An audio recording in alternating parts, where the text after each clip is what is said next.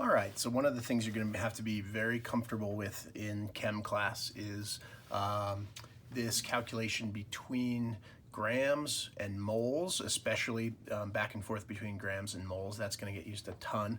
And then initially here, we're also going to work in the conversion between moles and then a number of particles. And a particle is just anything, really. But in chemistry, we think of a particle as either an atom or a molecule, or if it's an ionic compound, we might call it a formula unit or something like that. So this is to help you to figure out how to do these conversions, all right? So the first thing we'll do is look at what we call the subway map. The subway map is just sort of a graphic representation of the way that this conversion has to happen. So if you have the grams of a substance, if you want to convert that number of grams into moles, you do so by dividing by the molar mass of the compound or the element that is in the problem. Okay, and then if you want to go back if you're starting with a number of moles and you want to go to grams, this is where you multiply by the molar mass. Okay, so that's pretty easy. That's the one that you have to be very, very comfortable with, and to be comfortable with that, you got to be really comfortable calculating those molar masses. So if you don't know how to do that, we gotta get you up to speed on that process before you start doing these conversions. And then if you are interested in going to numbers of particles, which you'll have to do for some of your initial homework assignments, you have to start at moles, and you can't go directly from grams to the number of particles. You have to do it from moles. So if you want to go from moles to the number of particles, this is where you would multiply by Avogadro's number, 6.02 times 10 to the 23rd power. And then if you are starting with a number of particles and you want to figure out how many moles that is, you then would divide by Avogadro's number. And it's just that easy. The only thing that makes this complicated is if you're you have a number of grams that you start with of something, and the question asks how many particles of that substance there are, and then you have to do sort of two calculations, but we can actually do that all in one big calculation, which we'll get to. So I want to start just doing a couple of quick questions with just this first part of the subway map. And this is the stuff you want to be very, very comfortable with. So here's a couple of practice problems we'll do. Here, this one says 2.85 moles of copper 2 chloride is equal to how many grams? And so here in this question, we're starting with a number of moles, and we want to go to the number of grams. And so to do that, we're going to multiply the initial number of moles, 2.85, by the molar mass of the compound. And so to do that, we got to figure out what the chemical formula of the compound is, and then we can figure out the molar mass. So copper 2 chloride is CuCl2. And when you add 1 copper to 2 chloride ions, we get a molar mass of 134.45 grams per mole. And now, what we try to get you to do is dimensional analysis to make this happen. So start with your cross, put this starting number of moles, whatever's given to you in the problem goes in this upper left, 2.85 moles. And then based on this, remember, we're going to be multiplying by the molar mass, right? And so we want the unit mole to cross away. We want to get rid of the mole value and be left only with the gram value. So this is the conversion factor, if you like, that equates the number of grams to the number of moles. So for copper 2 chloride, 1 mole is equivalent to 134.45 grams. And now it's just as easy as multiplying the 2.85 by the 134.45. And that answer, let's just do that one real quick, 2.85 times 134.45, and that gives us 383.18, and we are stuck with 3 significant figures here as a starting value, so we need to just round this to 383. So this is 383 grams of CuCl2. So that's pretty easy, just one quick calculation. I'll do another one just to solidify that. So here's the next one. This one will start with a number of grams of iron 3 oxide, and we want to know how many moles that is. So again, because in this conversion between grams and moles, we always use the molar mass of the compound. That's just something you should calculate right away, just because it's the most boring part of this, and you know, just get it out of the way quick before you set up the problem. So to do that, you got to figure out the formula. That's Fe2O3, and that has got a molar mass. Let's see, 2 irons and 3 oxygens would give you 159.70 grams per mole, right? Okay, now if we start with grams, all we're going to be doing really is dividing the given number of grams by the molar mass we just calculated, and that's going to give us our answer. Set it up with dimensional analysis though, please. So 73.567 grams. We want the gram unit to disappear. We want to be kept with the mole unit. So here, 1 mole is equivalent to that 159.70 grams. And now we can get rid of our grams, and now it's a division problem between the starting number of grams from the problem and the molar mass. And we'll just calculate that real quick. 73.567 divided by 159.70. And that gives us 0.46. We got how many sig figs? We got 5 sig figs we got to calculate here. So 0.46066. 0.46066. And we're left with that unit of moles. Okay, easy enough. That's working here in this little realm is again, like I said, it's pretty important. Now, if you're working with looking into the number of particles, then we got to bring in Avogadro's number, and you know, there's a way we can do this that's actually pretty easy, and you can sort of do it in one big problem. So let's do a couple of those. I have them.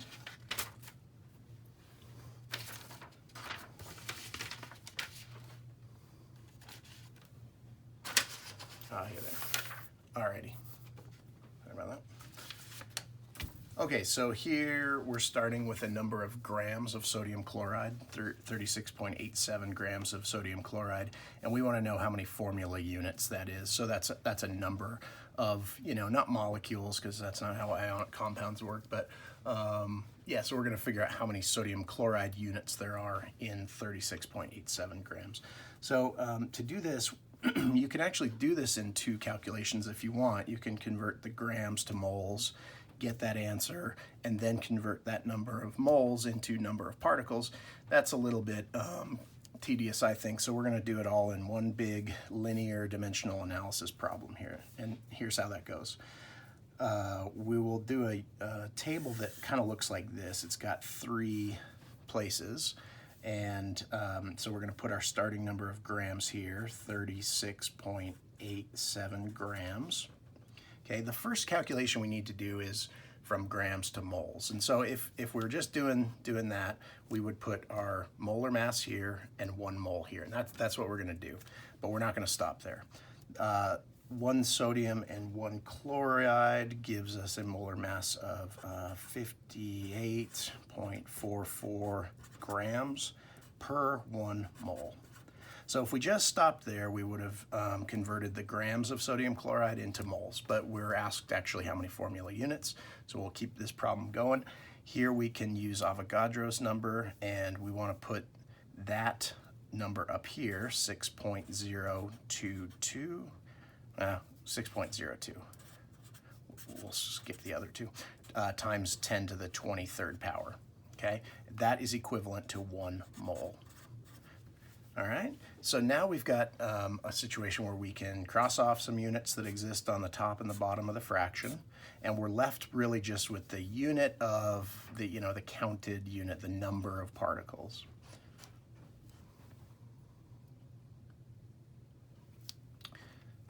So really the math just looks like this. It's 36.87 times 1 times 6.02 times 10 to the 23rd. It's always good to put your Avogadro's number into parentheses.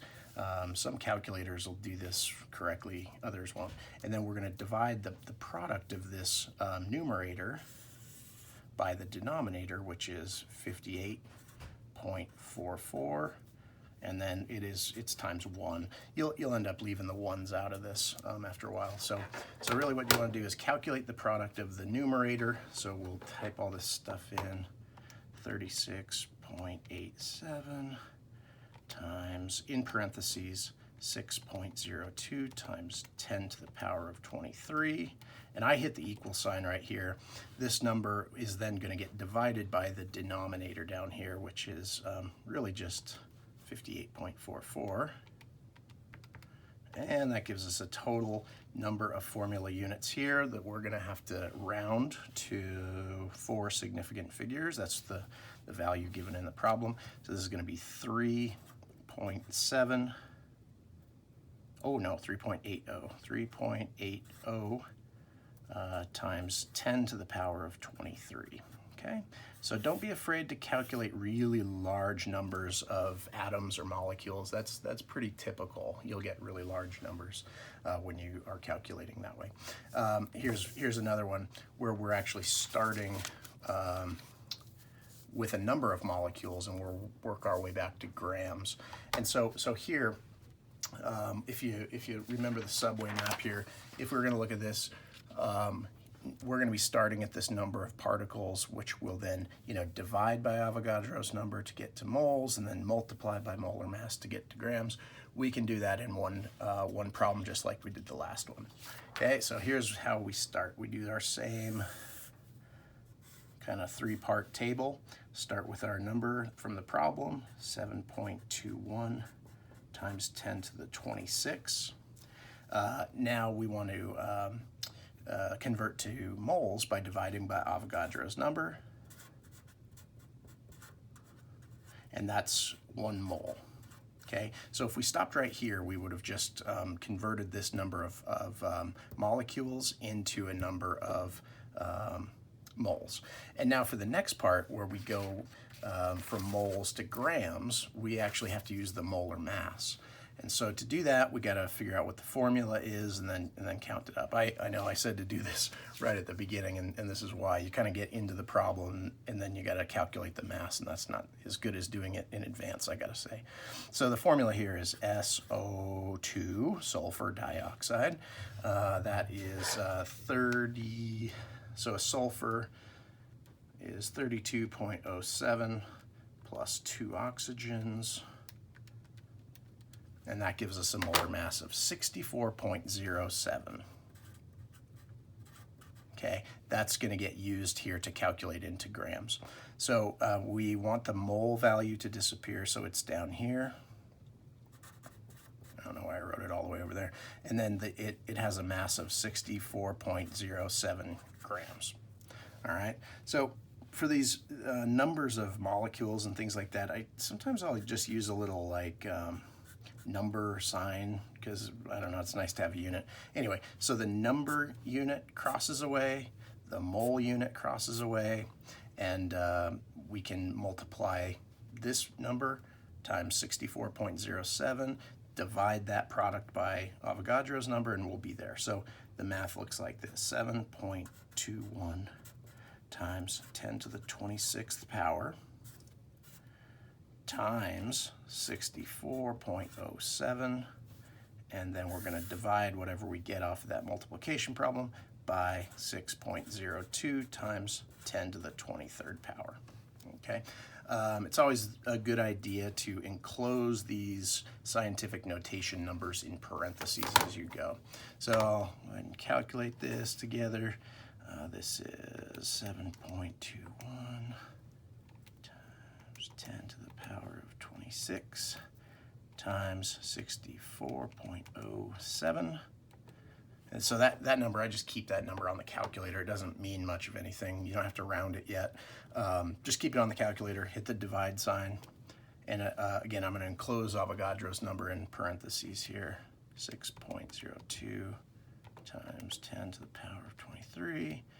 And that gives us our final answer in grams, right? So here, sadly, we're limited to 3 significant figures based on the stuff that we've worked with in the problem, the given value in the problem. So we're going to have to trim this number down to 3 sig figs. The answer that comes out on the calculator is 76735. And so we're limited to 3 sig figs. 76700 is your final answer, grams. Okay, it's kind of unsatisfying to have to round it that way, but that is kind of how you have to do that. Yeah, anyway, so that is those conversions. You got to be very, very good at those things. We'll do a lot of them. All right.